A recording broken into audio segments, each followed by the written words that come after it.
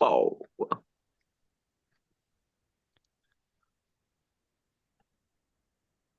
Good morning, folks. Welcome to the Post Morning Show. Today is Thursday, July 3rd, 2025. I'm your host, rdizzle408, with my co-host, ML Shah. I don't know why my hand is up. But folks, Mark has been off. Mark Halpern has been off this week. And though we are unaffiliated with Mark Halpern's two-way, it is the mothership, so to speak. We hope to use this episode to get organized for next week's show. I'm going to introduce some topics, and then we'll start drilling into them, right? Number one, the Senate passage of the reconciliation bill, the House's reaction, and what it will mean moving forward for Trump's agenda. Is Musk's intention to create a third party credible? Two, if Mamdani is the real face of the Democrats, can the party recapture loss of support overall with him and AOC as the brand? Three, tariffs results coming in. China deal, Canada capitulation, Japan being spoiled as per Trump, Southeast Asia tariff talks with wins in Vietnam and Singapore. Is it going better than expected or worse? Four, what's next for Iran? Five, peace deals for Congo, Rwanda, India, Pakistan, but Ukraine, Russia, and Israel, Gaza appear to be stuck. Why and what's happening or needs to happen? Let's start out with number one, I think. Is that a good start, or the two or three? Let's start off with number one. Why not? Yeah, sure. Why don't we just let anybody want to say whatever they want to say on the agenda? Let it be, I guess, Raul. Crazy radical Shamsul with the suggestion. We'll go with it. Yeah, but Shaw wants to say something. Let him. I don't think. Sorry Elon about Musk, that. Sorry, buddy.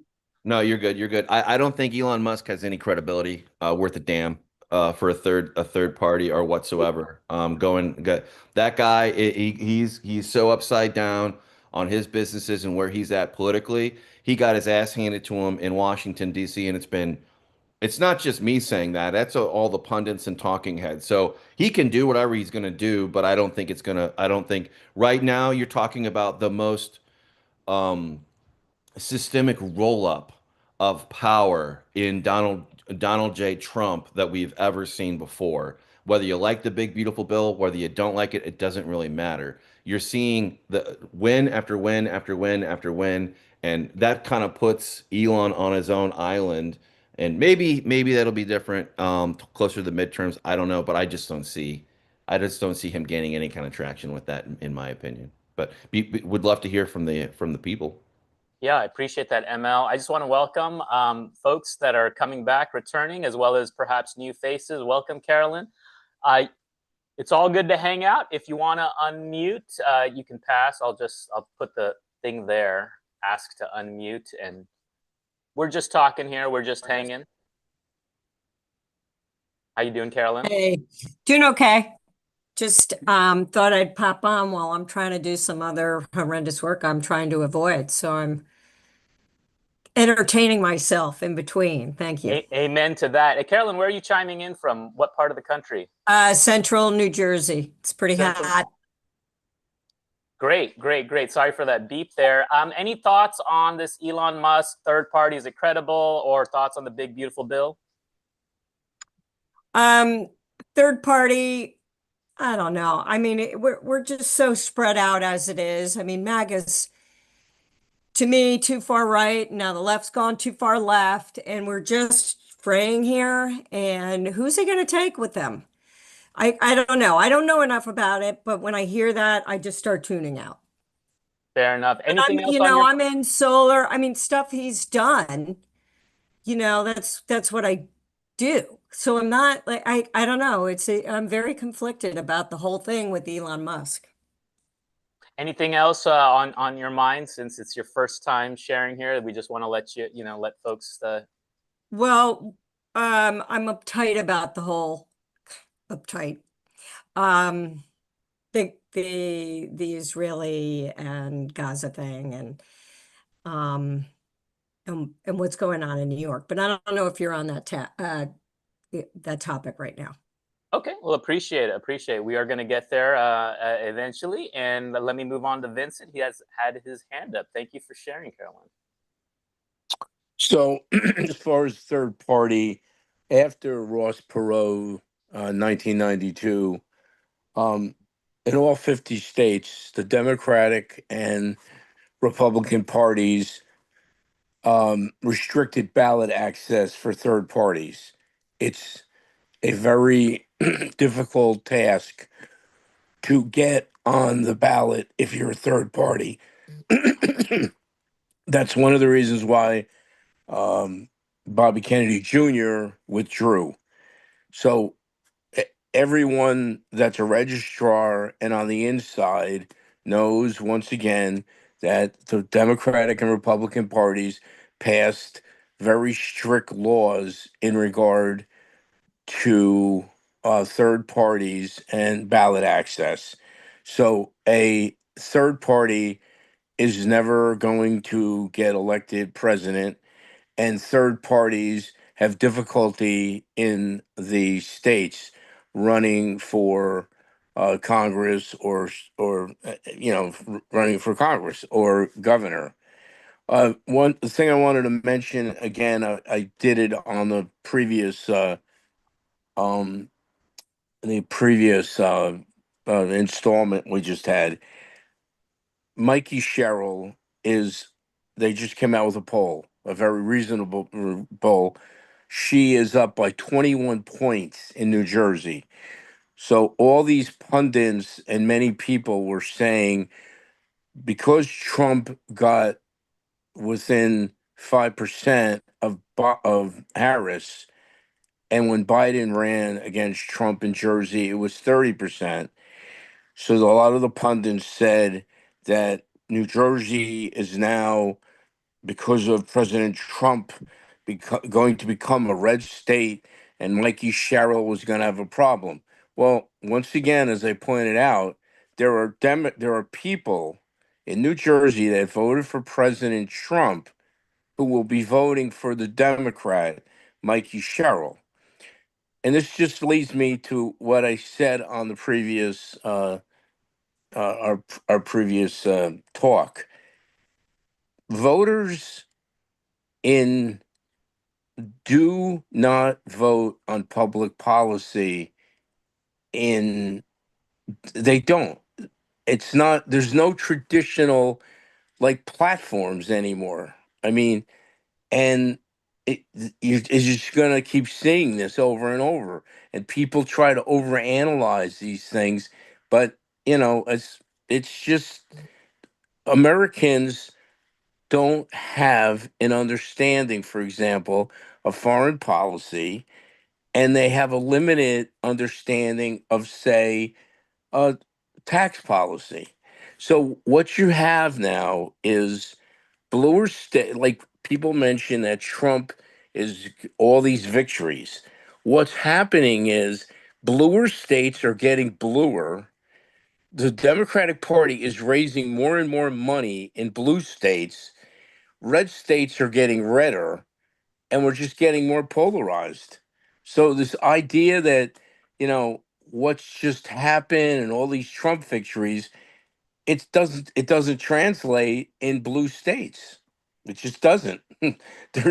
I've said this many times. A lot of people on these calls don't realize there's no one in the House of Representatives in New England that's a Republican, and there's no chance of any Republican getting elected to the House of Representatives.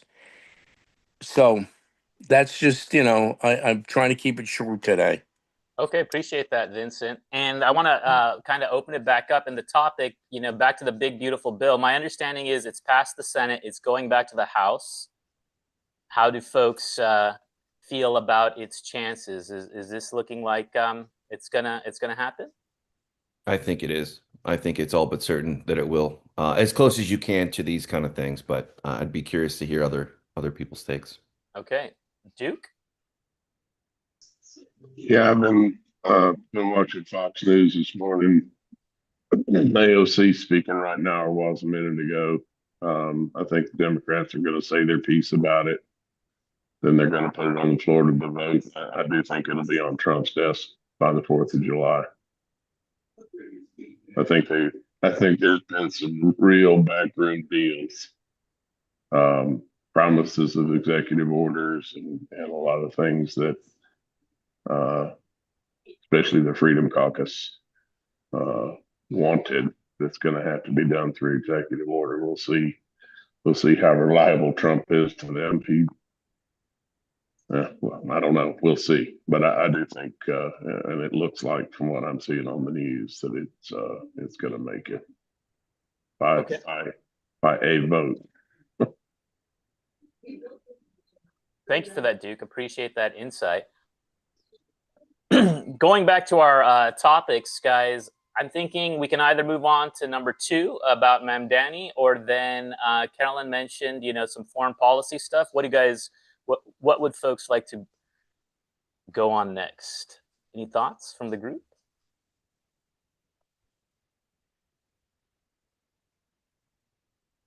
Well, there we go. Joshua, with your Can I hand. jump on something then, if that's the case? Let me ask Joshua, and then... Okay, shoot. Go ahead. Unfortunately, Shamsul wasn't on this morning, but with Professor Kinney, we talked exclusively about foreign policy this morning at 9.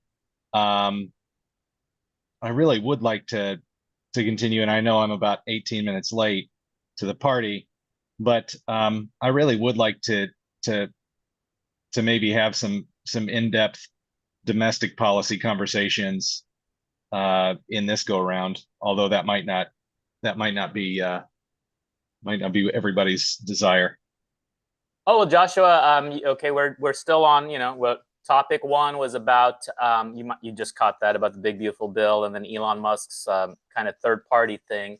What was the other domestic issue that was, or is that what's on your mind? Yeah, I think I'm really interested to know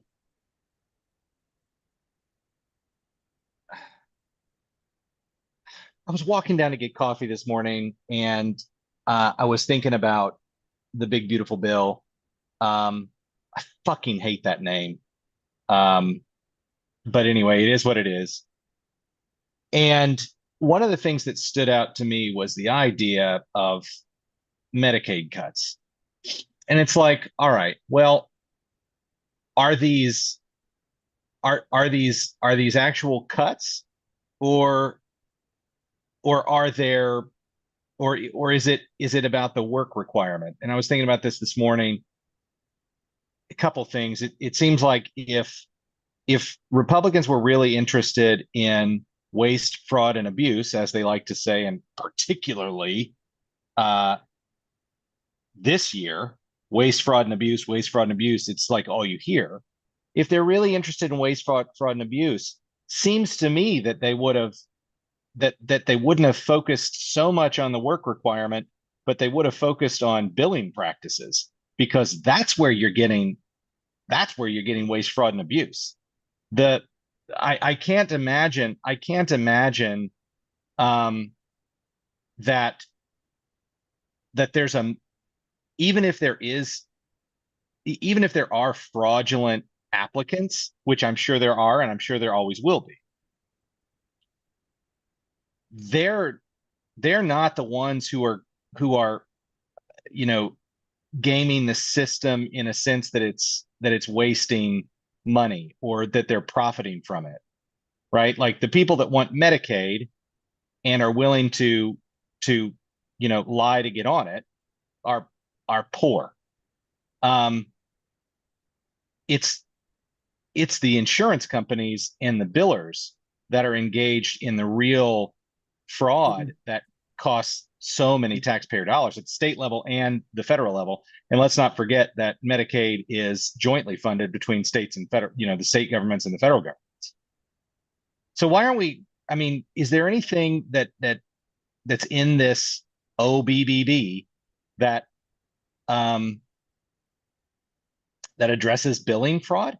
Or is it all just simply about like, oh, we believe in the inherent dignity of work, blah, blah, blah. Okay. All right. Some passionate points there by Joshua. Ribbon, you've had your hand up. I think when we go with the feds in the states, there's a lot of discrepancies on who has control of what. And the feds just give the money to the states, and the states allocate those funds out as they see fit to whatever programs they want to. And it's only when the Fed puts in stipulations to hand out that money, do the states get in line with those necessary policies required for those funds. So when you look at people give so much power to the feds when it comes to our domestic policy and our money. It's really up to the states to allocate it. The fraud in the federal, and this is where law gets confusing, and I'm not an attorney, but I've known plenty of people with this aggravation that will say the fraud that you're talking about, well, the feds only have control over that if it crosses state lines. That's going to be a state issue. And how much are the states going to have the stomach or want to even, quite frankly, deal with that fraud if it really doesn't bother them?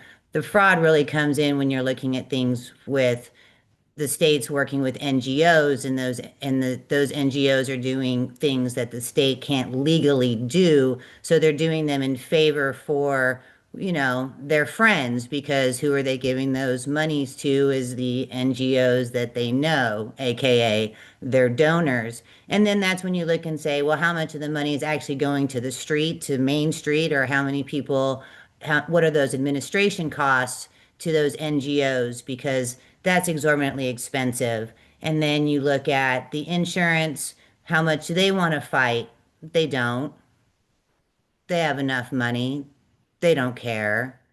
I mean, I can continue on with how all this stuff gets incestuous with one another between the states and the locals and the feds and business and tax codes, and how one works against the other, all day long. I mean, that could go on forever, and how you play that game. I mean, I haven't paid that much attention to this beautiful bill because I don't like beautiful bills. I want to know small ones that aren't 1,000 pages long, that you have to read it before, you have to pass it before you know what's in it. And page 5 supersedes page 65. And well, this only works with that unless this, but pick it on this page to that page. And a lot of this stuff is tax cuts and stuff that's already just being pulled forward, that people never paid attention to in the beginning of it, and what's been going on with the budgets over and over again. It's the unfunded liabilities that always seem to be the problem. And most Americans don't even know what unfunded liabilities are. For the group, are there any hopes, or let me reframe the question, right? In terms of this reconciliation bill, one big beautiful bill, yes, it's a mouthful. What is the mechanisms of growth that President Trump's trying to accomplish? I don't know if ML maybe has some insight into that, if he knows what I'm. What was the question again? Sorry. In terms of the bill is supposed to is it unleashing American manufacturing? Is that just a catchphrase, or what is the upshot of all this spending? Well, it primarily focuses on domestic security and immigration to unparalleled levels before, as well as some other things. It does have some small deregulation to kind of offset the Medicaid cuts.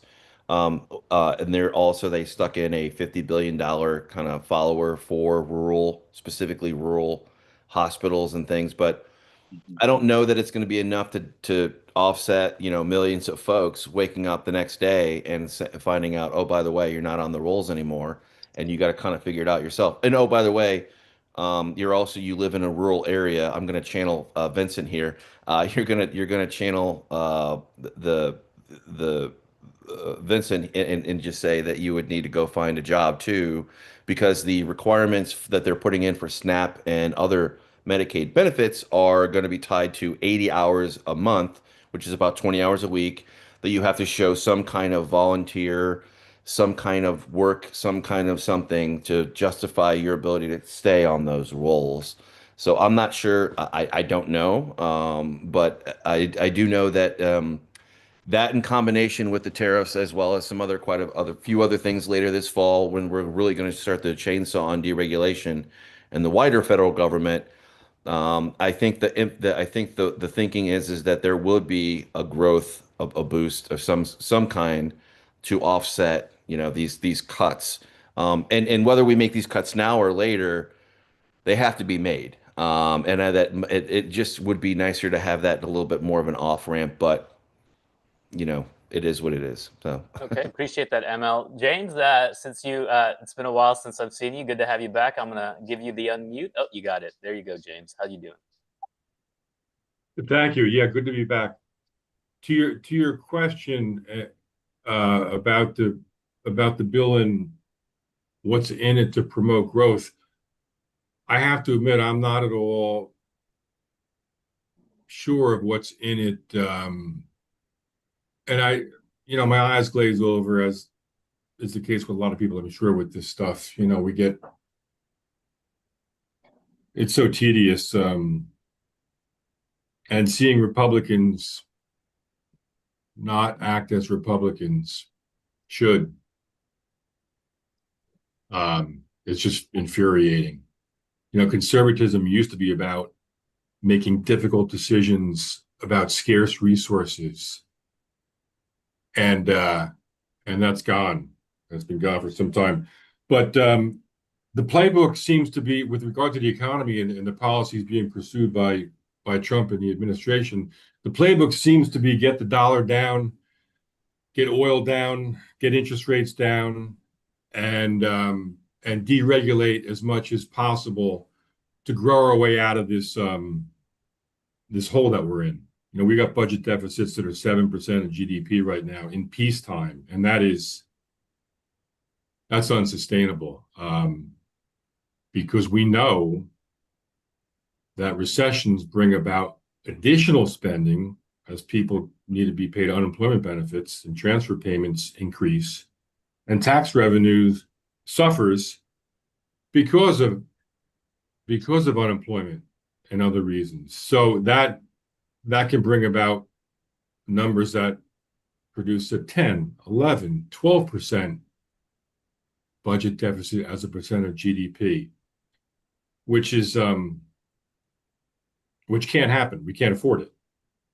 So let's not be surprised if we don't see official recessions going forward, and we get these sort of rolling mini recessions that sort of permeate through the economy in different sectors and different industries and different geographic areas. But we can't have a recession. It'll blow a hole through our budget and make for an acute imbalance between tax revenue and the spending that goes out the door. I was going to interject too, real quick. Today, also that happened, the Bureau released job statistics for last quarter, and unemployment held that steady at 4.1. And initially, they were forecasting 106,000 jobs. That came in way above 147,000. So I just wanted to kind of interject those numbers that came out today, which are very interesting too. Yeah. Yeah. And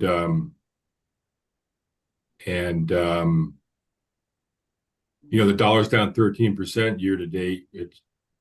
And that helps a whole lot. It makes for our manufacturing firms here domestically to be more competitive overseas, which is a big part of what they're trying to pursue. And they want to get oil down, as I said, and now they're hammering Powell, right? You're seeing Trump day in and day out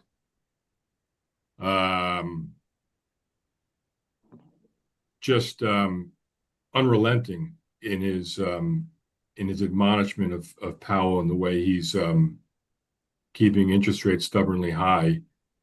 And now we have the Federal Housing Administration today calling for an investigation of Fed Chairman Powell. So Trump is going to get his lower rates one way or the other because the constant drumbeat will bring about the market lowering interest rates, and watch the 2-year yield because that'll tell you everything you need to know about where the policy rate's going, the Fed funds rate, which is currently 4.5%, and it's too high relative to, because capital is global, right? Money is fungible in that regard. So you need to stay in line with where other government have set their rates as well to some degree. At any rate, that's all I wanted to show. Oh yeah, let me not forget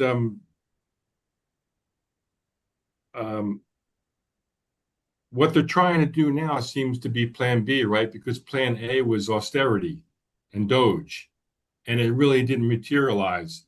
Elon's a hero. He's a patriot. I love the guy, but you're not going to get any substantial savings from tinkering around the edges, because our spending is set in stone and our fate is sealed in that regard. Unfunded liabilities were mentioned a moment ago, right? It's in the hundreds of trillions of dollars. The promises that have been made to seniors and other people about future spending is what we refer to as unfunded liabilities. So interesting to see the way it all plays out going forward. But AI may be a game changer and may be our saving grace. Okay, it may be the productivity enhancement or the productivity advancement that brings about and ushers in a period of economic growth that is necessary to meet these spending demands going forward. So anyway, thank you guys. Just appreciate the insight. And if you could remind the viewers, James, where you're chiming in from?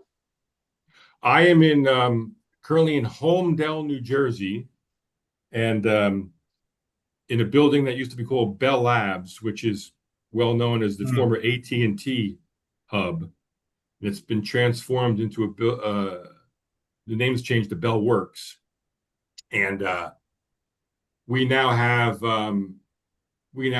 businesses in here and restaurants and recreation, and it's a terrific place now. And of course, the TV show is filmed here. What the hell is it called? Succession. That's it. Yeah. So I don't want to interrupt, but I have to now. I'm a graduate of Homedale High School, class of 1975. I was we started a high school there in 1974. We actually had our 50th anniversary of the high school at Bell Works a couple of years ago. And I've been in that building thousands of times. So I grew up in Homedale. Now, Homedale was a much different place when I grew up there. It's now a very wealthy community with multiple $multi-million properties. But when my father moved there, he paid $11,000 for a house over in Old Manor. So with $200 down. So, it's interesting. I tell people I'm a graduate of Homedale High School, and they think I'm from a 1% background when in fact, so you know where the part of town I grew up in, sir. I grew up in Old Manor. Are you familiar with that part of town? I am not. Do you live in Homedale?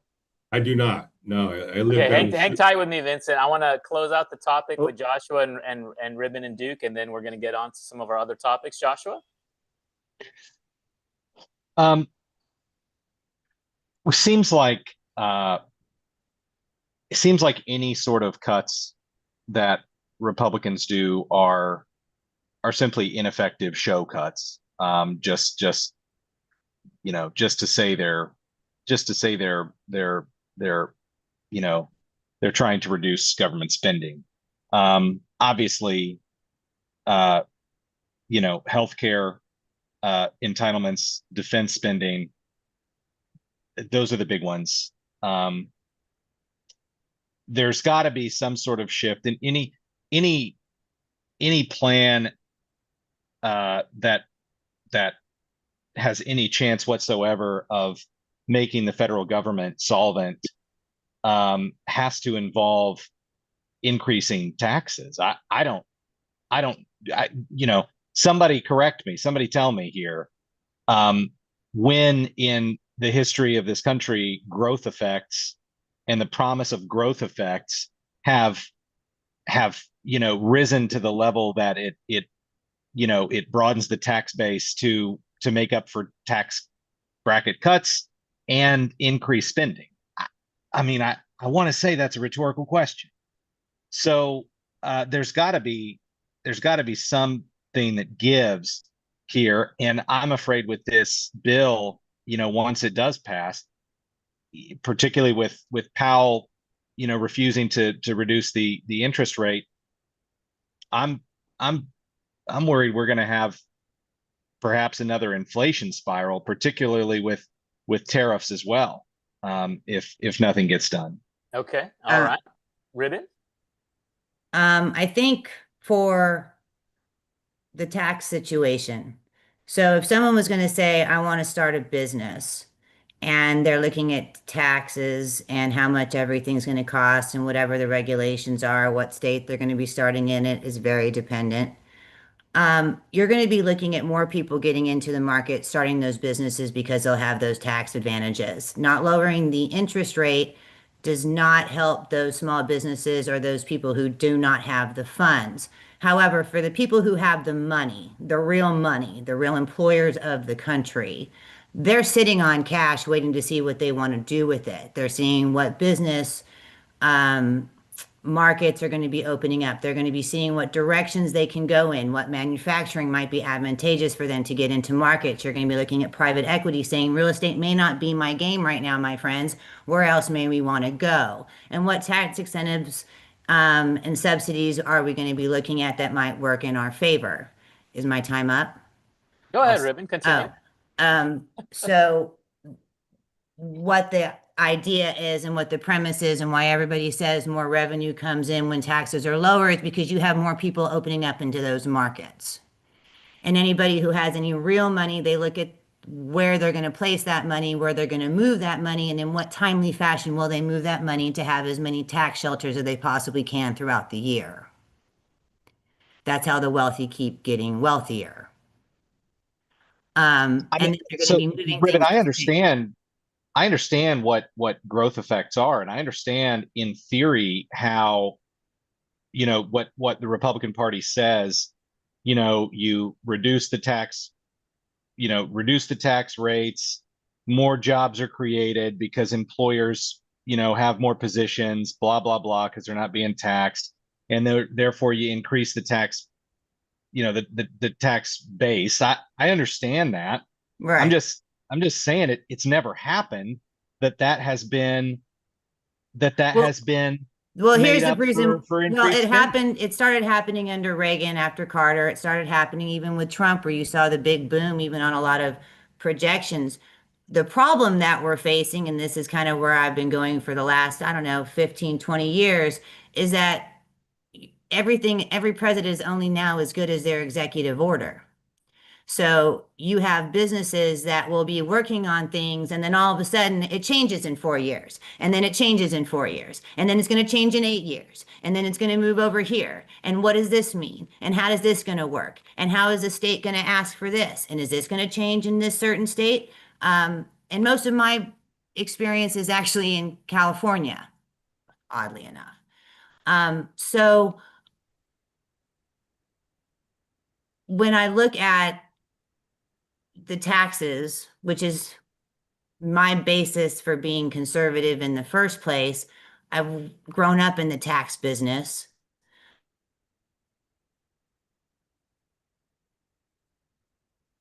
Okay. Businesses, was that it, Ribbon? Sorry, I wasn't sure if there was.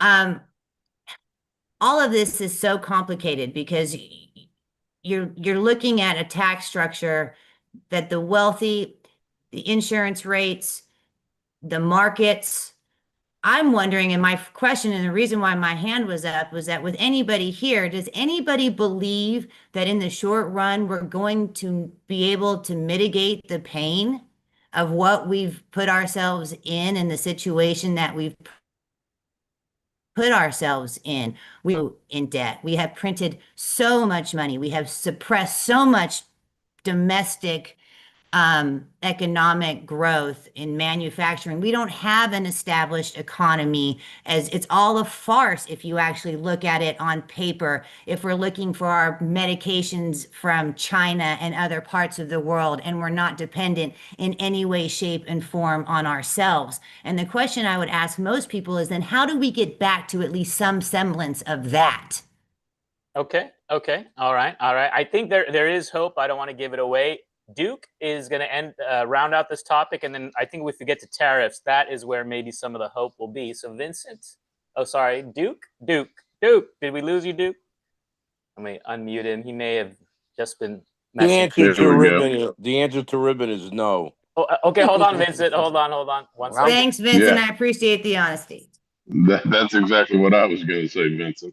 The Okay. answer is no. And to answer Joshua's question, sometime in a few administrations, yes, we've had some of the projections, but never what they tell you. You usually get about half of what they, Trump's saying he's going to go to 3. We'll probably get 1.8, 1.9, maybe 2%.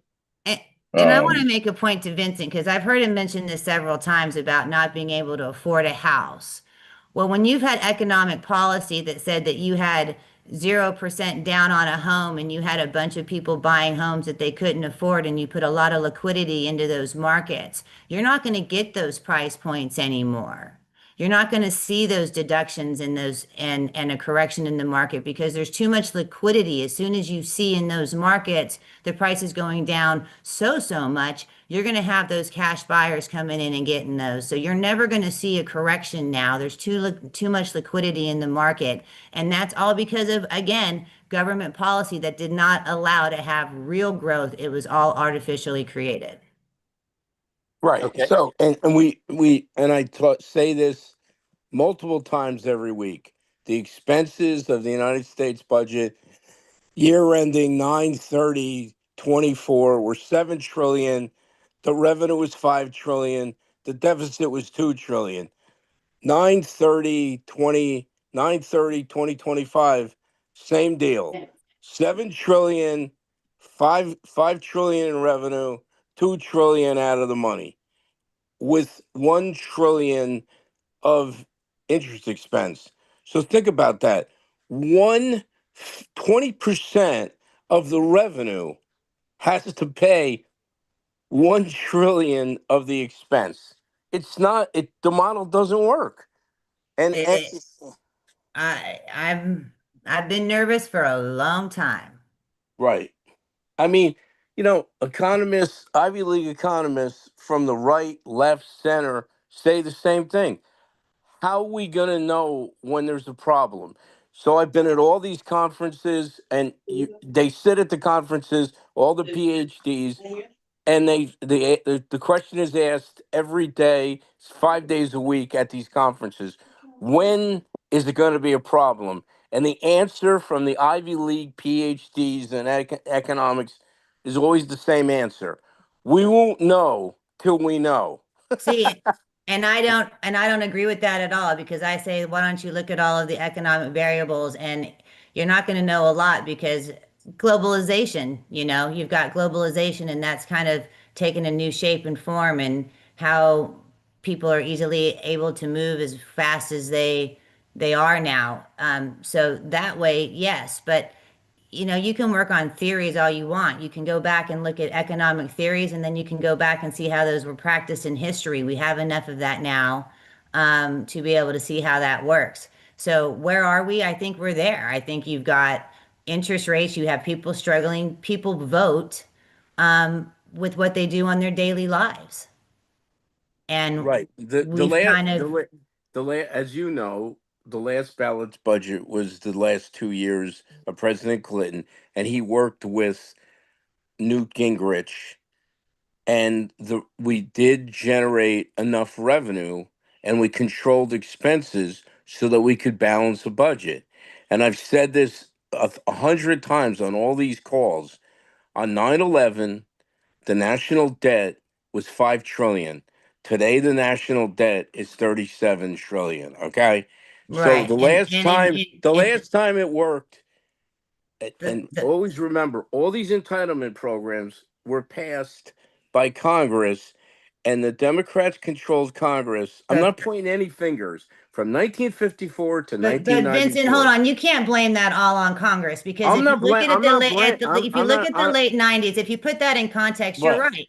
But that was the last time you didn't have China in the WTO. Right. That was the Right. last time that that was the last time that the Western European nations were all separate entities and they weren't all under Right. the EU. Yes, you're right. That's And all think changed. you're right.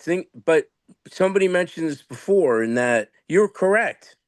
It's all different, but somebody mentioned this before. After the 70s, and we had 3 recessions, the economists decided to prevent recessions. We started borrowing money. I know, That's what ridiculous. prevented, right? That's what prevented these recessions. Okay. Well, that's our And that's American culture. We can't hurt, right? After World right. War II, there's no pain. We can't pain. It has to be easy. And there's no ups and downs. It can't be cyclical. We all have to be cushioned all the time. I All Right. mean, right, if you You're guys, look we're right, at gonna we're Ribbon. gonna open the ring up to James. James, enter the ring. Okay, it's intense here, so watch oh, yourself. I'm having fun with Vincent. This is great. I love this stuff. Yeah, no, I just to love tag I on love to talking to you, Ribbon. So just to tag on to this a little bit. The economy's become so financialized as a result of the need to keep asset prices going up. And the stock market is a big part of that. So we've become too dependent upon the stock market, and the taxes derived from the capital gains and the required minimum distributions that must come out of retirement accounts and IRA accounts when people reach a certain age. And to the extent that those amounts are larger, it creates more revenue. And this is what's needed. This is what's needed in the way of tax revenue now. So the economy's become very, very financialized in that respect, and policies are being pursued to keep asset prices going higher. Stocks, housing, and the money. Look, our currency is being debased. It's being debased through this profligate spending and the printing of money. And it is not that it's not inflation, right? Because inflation is a year-over-year rise in consumer prices, and we've seen that in the 70s when the stock market didn't go crazy high, and yet we had periods of intense inflation. It's debasement of the currency, and it's a policy being pursued on purpose by design in order to raise asset prices. Look, real quick, the way I've described it to people is simply this. Our system is based on the dollar. Our unit of account is the dollar. It's how we measure and value things. So if you take any stock or any piece of real estate, for our hypothetical example, and you value it at $10, well, the equation is 10 over 1, 1 being the dollar, and 10 divided by 1 is obviously 10. If over time, however, you get this agreement and this realization that the dollar is being debased and devalued, and there becomes this feeling that the dollar isn't worth 1 anymore, but assign some lower value, 3/4, 0.75. Well, now the equation is 10 divided by 0.75, and the result is 13.3. You've raised the value of the asset from 10 to 13 simply by reducing the denominator, by the debasement of the currency. And this is the phenomenon that explains housing prices going crazy, the stock market going crazy, gold going up, collectibles, you name it. And it is not an accident, it is by design. And I apologize there. I'm being pinged and have to respond to this, but let me just leave it there, and I apologize for going no, on. and I quickly want to tell you he's correct. And the Dow was at 3,000 when President Clinton was elected. It went to 10,000, and 70% of the increased revenue to balance the budget in the late 90s, 70% of the revenue increase was because of capital gains increase. So somebody like me bought Microsoft, $10,000 worth of Microsoft stock. In 1994, it doubled to 95. It doubled. So my $10,000 within 4 years became $80,000. And then I sold it and paid capital gains, like millions of other baby boomers. So that increase from 3,000 to 10,000 in the Dow was historical. And once again, 70% of the increased revenue came from those capital gains. And you are correct, sir. Shamsul from Malaysia.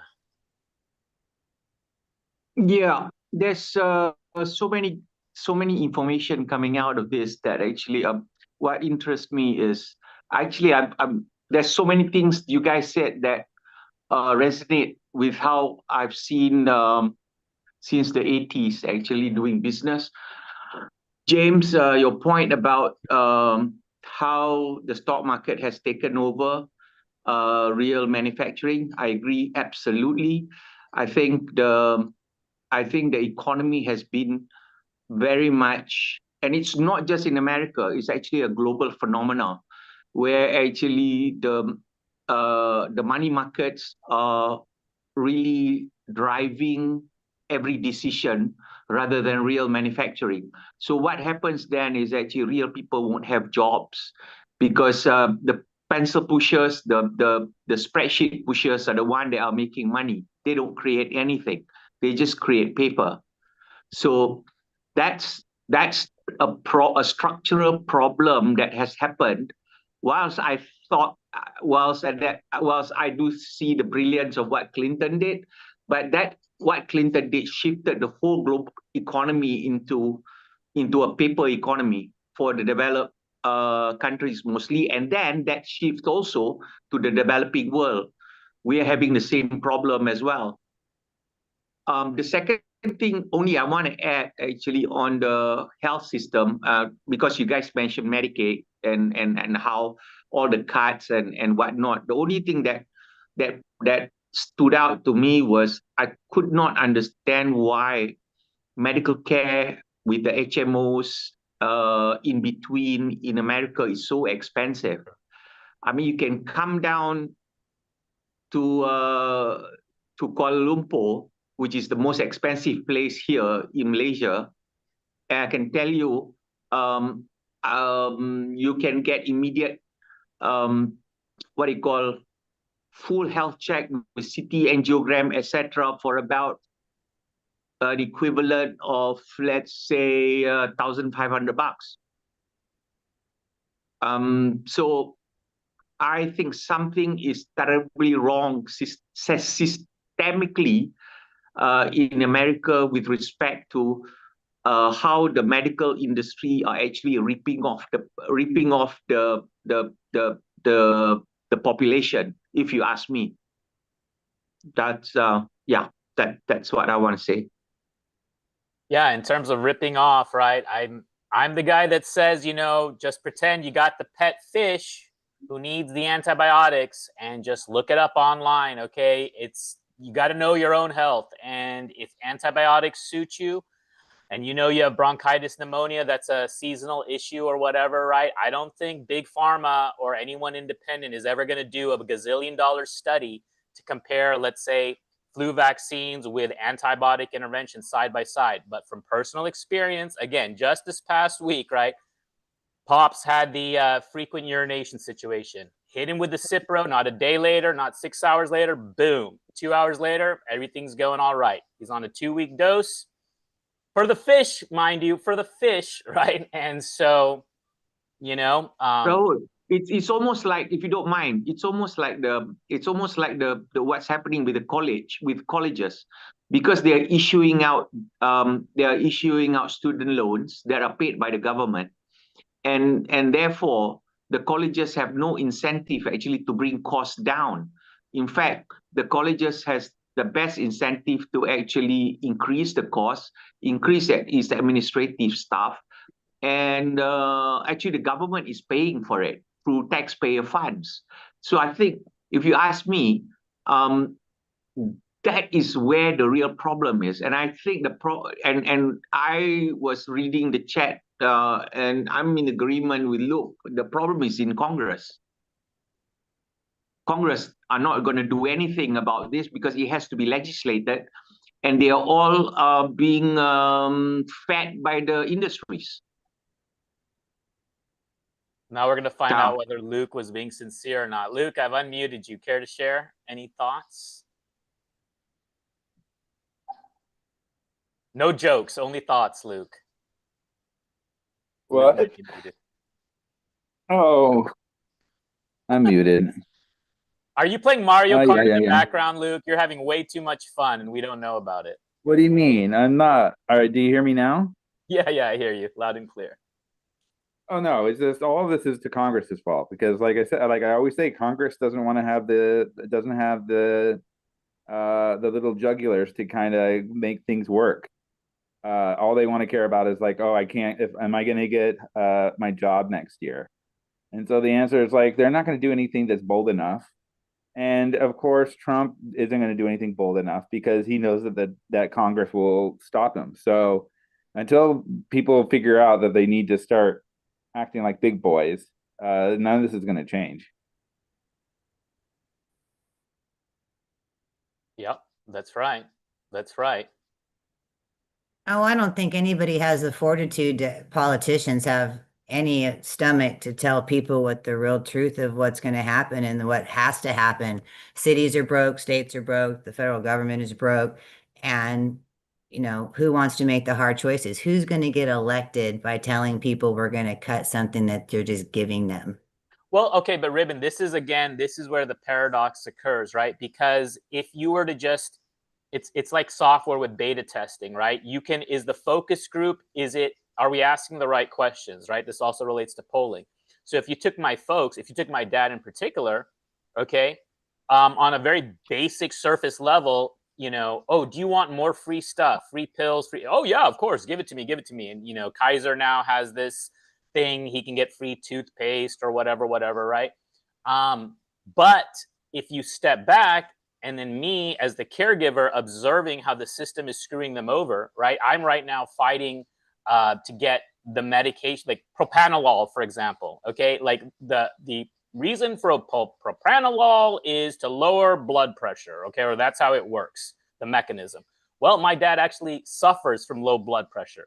So why is he taking that medicine? For some other reason, maybe cholesterol, I don't know, right? But so part of this is educating the consumer, the citizenry on the most basic level, right? Like what really is benefiting you? What really are your needs? And this big promises, right? Are they really going to be helping you out?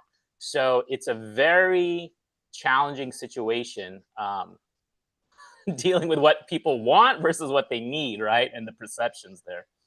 Well, that kind of goes to restructuring of what they need. If you went to the pharmaceutical companies and required them to negotiate prices like they do with anyone else in the world, but that's the back-ended way of how Americans pick up the tab for the negotiations of other countries.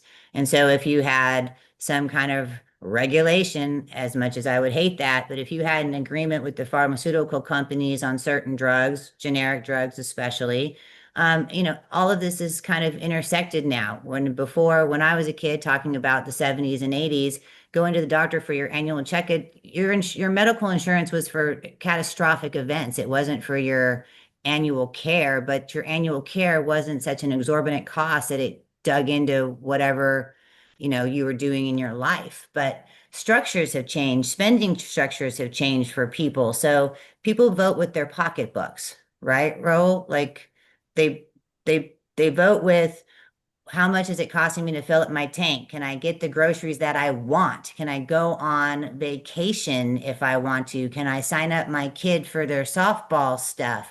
Can I buy their clothes? Can I send them to the school or live by the school that I want them to go to? Do I have power over my child if I do send them to this school? Is unbelievably come up in topic of conversation in the last 5 years. So when you look at what party are you going to vote for and who are you going to stand with? And unfortunately, everything has become so either or. Talking to a Democrat, it's if you feel one way about one thing, then you are just completely against everything they could ever stand for.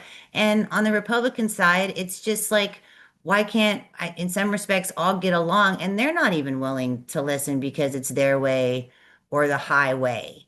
And my question is, where do we agree as all Americans? Like, what is the standard basic premise of where we are and what we're looking for our children's future? And it's not being in debt. And Vincent's right. But you know, when we graduated from high school, we had roommates. We didn't live by ourselves. We wanted to get out of our parents' houses, and we had roommates, maybe even 4 to an apartment. And sometimes it took 7 or 8 years to get through school because they had to work their way to get through college because they couldn't get the financial aid, because financial aid for just like food and fun were not even options.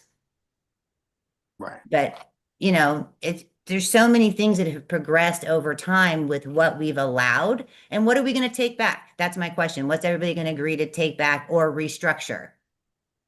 And Ribbon's correct. And people ask me, what do you think the most important piece of legislation in the United States? The most important piece, and I've lectured about this, the most important piece of legislation that has changed the budget of the United States was on July 30th, 1965, President Johnson signed into Medicare. Medicare was proposed by President Harry Truman in 1948, and it failed every 2 years in Congress. Harry Truman believed that at the time, senior citizens had no health insurance. So it signed into law on July 30th, 1965, and Harry Truman was the first Medicare card holder. So I said to my father, who was an IRS agent, so what was it like before 1965 for your father and your uncles and whatnot? And my father explained it to me in detail. He said, say it was 1962. No one, men didn't go for any annual checkup, and only some women would go to checkups. And so I said to my father, so what would happen if somebody had a heart attack and went to the hospital? And he said they would, if they died, the widow would get a bill for $200, because we actually went through people, like I said. So grandpa's brother died of a heart attack. So then he went to the hospital. He died of a heart attack. The widow got a bill. I said, so how much was the bill? He said $200. So he said all of us would kick in and pay the bill. He said, and even into the 80s, when I would go to a funeral for Italian Americans in my family, once I got to be doing okay, I went to the funeral and my father says, okay, you got to kick in. So really? He goes, yeah, you're making good money now. You're making 50 grand. You got to kick in. It's time for you to kick in. So my father was explaining to me, in our family, an Italian family, everyone would kick in and pay for the hospitalization for the widow or the spouse. That's how it worked. So now, all these years later, 60 years later, you go to I'm a senior citizen now, I'm 68. You go to a cardiologist, which my grandparents and his parents, they never went to one. I go to a cardiologist, and, the bill that Medicare pays, and I have United Healthcare supplemental for $275 a month. The bill's like, $5,000 for me to do an EKG. If they give me a stress test, it's like $10,000. Yeah, because you have to pay for Right. all the But I'm tax. not You have to paying, pay but for I'm the just pointing machines. out. I'm not paying. The government is, and I'm just pointing out But before Vincent, 19. if I was, and I'm not old enough to get on all that stuff, but if I went into somewhere and said I needed to get something done, and they'd give me a bill, and then if I said, oh, if I don't have insurance, then that cost would actually go down, say what you said, $5,000. If I said I didn't have insurance, they say, oh, you don't have insurance, then it's actually 2,700. And then if you don't have $1,000 at all, if you don't have $1,000 in your checking or savings account, but you live in a house with no mortgage of $5,000, you can get on Medicaid. Now, I don't think that's what the program was intended to be. Okay, so Medicaid. I recently was in one of the what I sent the link to the original program, and Medicaid was for the injured, was for people that were in complete poverty. It was intended for people in complete poverty that needed to go to doctors, okay, or people, that's what it was intended to pay for. There are people on Medicaid that, and once again, it's anecdotal, but I have cousins who have a son who's a college graduate who's studying for his master's degree in history so he could be a teacher, but he's severely depressed and he's been depressed forever and he doesn't work. And, does he go and deliver pizzas or Uber or Lyft? No, he doesn't work. And guess what? He's on Medicaid. And Yeah, that's not what the program was intended for. a lot of that stuff never is. And then it's also kind of how you could have insurance companies required by the state to offer specific things in a policy that's just going to increase the costs, that people would have no idea if they even read that it was even covered in the first place, opposed to if you're in, say, Florida or Texas, that only the minimum requirements for a coverage are these 10 things. And in Colorado, there's a 50 minimum requirement. Well, that's going to increase the cost for the insurance company. It's going to increase those premiums. It's the same thing with homeowners insurance, medical insurance. There's only now, I think, one company that will do small business insurance for group policies now. So Right. But that's you see what I'm diminished. pointing out is that in 1964, there was no Medicare or Medicaid. And we were talking about unfunded liabilities. Now, all these years later, we have a $1.5 trillion expense in the budget, which didn't exist in 1964. Okay. So, Okay. yeah. Right, but then you've added it, and then you're now implementing it. You've established Right. it. People are used to it. You've got the psyche of it now. How Right. are you going to tell people that vote for them and you're going to take it away? Exactly. True. Okay. Hold on. Hang tight, guys. Hang tight. I'm just gonna just give me a second. I gotta hit the mute all, and then we're gonna be closing out. So actually, before I can do that, I want to unmute Frank. And Frank, how you doing this morning? Would you like to just say, what would you like to say?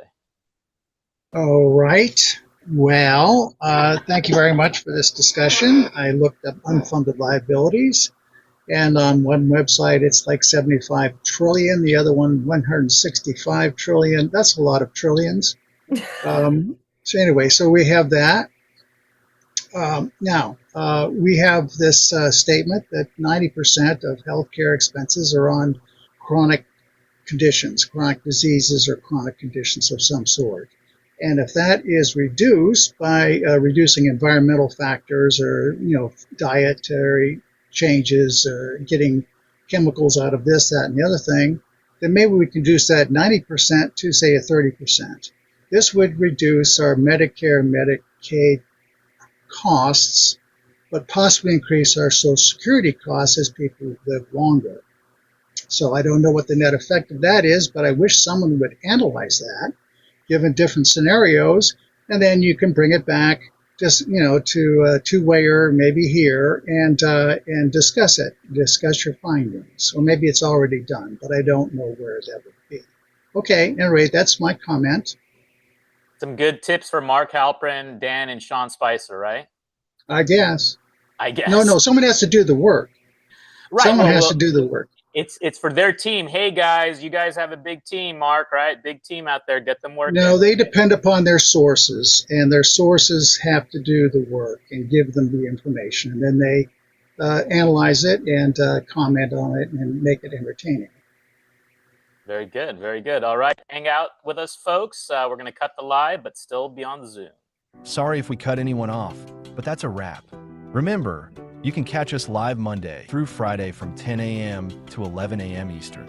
It's your chance to join the conversation and have your voice heard.